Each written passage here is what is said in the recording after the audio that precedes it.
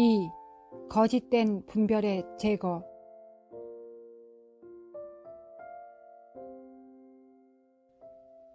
정신없게 하는 분주함에서 벗어나기. 하나님은 조용히 기다리며 하나님을 듣는 법을 배우라고 하신다. 이르시기를 너희는 가만히 있어 내가 하나님됨을 알지어다. 하나님을 의식하지 않거나 원수의 책략을 분별함이 없이 영적 전쟁에 뛰어드는 것은 무모한 일이다. 모든 참된 분별은 바삐 몰아치는 심령이 잠잠해질 때만 가능해진다. 개인적으로 당하는 불시험을 통과해 나간다 해도 하나님은 그때도 역시 우리를 통치하시는 주인이시다.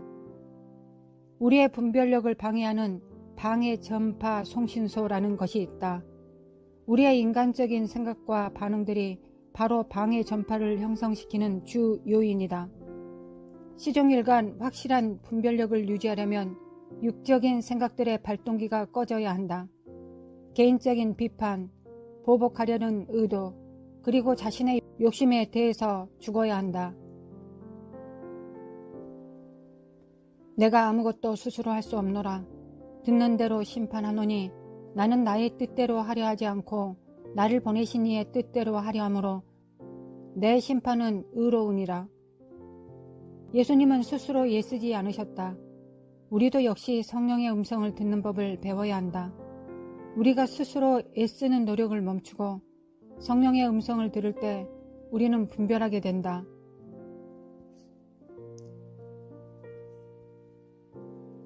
넘치는 사랑의 분별이 따름. 내가 기도하노라. 너희 사랑을 지식과 모든 청명으로 점점 더 풍성하게 하사.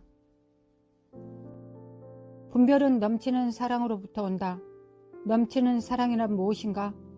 이는 우리로부터 다른 이에게 흘러 넘쳐 나가는 사랑이다. 이는 장기적으로 헌신된 사랑이며 희생하는 사랑이다. 불신, 의심, 두려움에 기초를 둔 거짓 분별도 있다.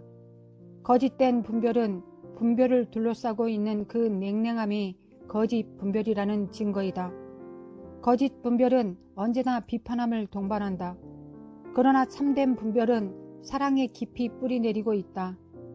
긴 머리의 한 젊은이를 한번 상상해 보아라. 그의 옷 차림새는 흐트러져 있고 양 팔뚝에는 문신이 새겨져 있다. 때는 밤이고 인기척 없는 거리에 그 청년이 당신을 향해 걸어오고 있다고 한번 상상해 보라. 우리는 그런 사람을 눈에 띄는 외모로 판단하기 쉽다. 빤히 보이는 겉모습만 보면 그는 여지없이 불황자같이 보일 것이다. 그러나 바로 그 청년을 그 청년의 어머니의 눈으로 한번 다시 바라보자. 그러면 그의 외모는 덜 무서움을 자아낼 것이며 심지어 장래의 소망까지 가진 사람으로 보일 것이다. 당신이 새롭게 보는 그 청년은 아버지 없이 자라난 청년이며 친구들에게 종종 따돌림을 받는 사람이다. 그러면 불쌍히 여기는 마음에서 이 청년에 대한 깊은 사랑에 헌신을 하게 될지도 모른다. 그러면 그를 일생 사랑으로 지원해주고 태어나서 청소년기에 이르기까지 과거에도 사랑으로 지원해 주었던 사람이 당신이 되고 싶을 것이다. 거짓 분별은 사람의 겉모습이나 상황을 보고 그 속사정을 아는 척한다. 그들의 분별이 거짓 분별인 이유는 교회를 세우는 일에는 관심이 없기 때문이다. 수많은 영적 노동과 상고를 통해서 사랑으로 사람을 변화시키고자 하는 의도가 없다는 것이다. 신성한 영적 분별은 그 동기가 바른 데에 그 참된 가치가 있다. 외모로 판단하지 말고 공의롭게 판단하라 하시니라. 공의로 판단하는 것은 사랑의 결과이다. 교회나 타락을 위해 사랑 안에서 기도할 수 없다면 진실로 분별력을 가진 사람이 아니다. 사랑이 평강에 앞서며 평강이 통찰력에 앞선다. 당신의 마음에 사랑과 평강이 없다면 당신의 판단은 지나치게 가혹한 것이 될 것이다. 얼굴에 웃음을 띄운다 해도 마음속은 분노로 들끓을 것이다.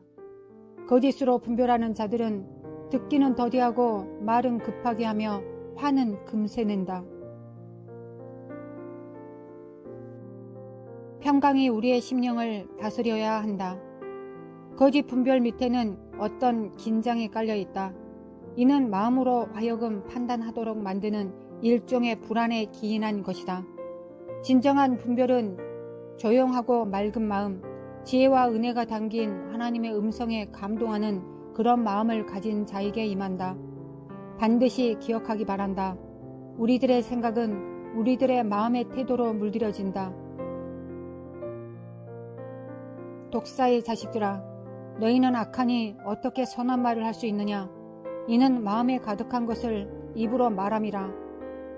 라고 예수님은 말씀하셨다.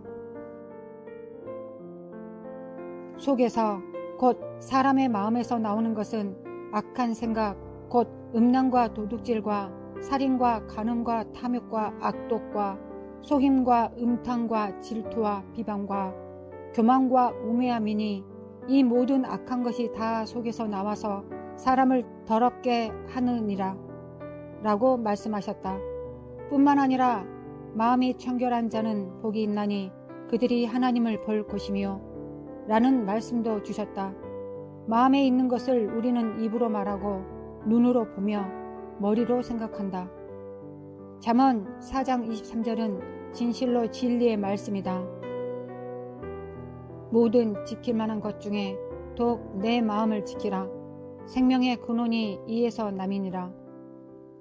인생을 보는 관점, 즉 인생관은 마음의 상태에 달려 있다. 영 분별의 은사를 받고자 하는 신자의 마음의 상태는 매우 중요하다. 왜냐하면 성령의 은사가 세상에 드러나기 전에 먼저 우리의 마음을 통과해 나가야 하기 때문이다. 우리의 마음의 자세가 바르지 않으면 은사도 비뚤어지게 나타난다. 마음이 불안하면 하나님의 음성을 제대로 들을 수 없다. 그러므로 우리의 마음이 씁쓸함, 분노, 야심, 불화의 감정을 품고 있을 때는 우리 자신의 판단에 대해 의심하는 버릇을 키워야 한다. 그리스도의 평강이 너희 마음을 주장하게 하라. 너희는 평강을 위하여 한 몸으로 부르심을 받았나니 너희는 또한 감사하는 자가 되라. 하나님의 말씀을 명확히 들으려면 먼저 마음의 평안을 되찾아야 한다. 솔로몬은 두 손에 가득하고 수고하며 바람을 잡는 것보다 한 손에만 가득하고 평온함이 더 나으니라고 기록했다. 우리의 마음은 바람을 잡아보려는 노력으로 너무나 분주하게 고생을 하고 있다. 그러므로 뜬구름 잡는 헛수고를 그치고 엄청나게 조용한 마음의 평정을 찾아야 한다. 그래야만 하늘로부터 내리는 영분별의 은사를 받을 수 있다. 그러나 이는 소극적인 마음의 자세는 아니다. 하나님에게만 의지하며 오직 하나님만 바라보고 하나님께 큰 기대를 걸며 하나님께만 집중된 마음이다. 이렇게 하나님을 기다리는 마음은 영적인 영역에서 그리스도에게 대단히 민감해진 마음이다. 그러한 마음의 근본 동기는 사랑이며 하나님을 향하여 준비된 자세로 기다리는 평안한 마음이다. 이렇게 하나님께 준비된 마음을 통하여 영분별의 은사는 나타난다.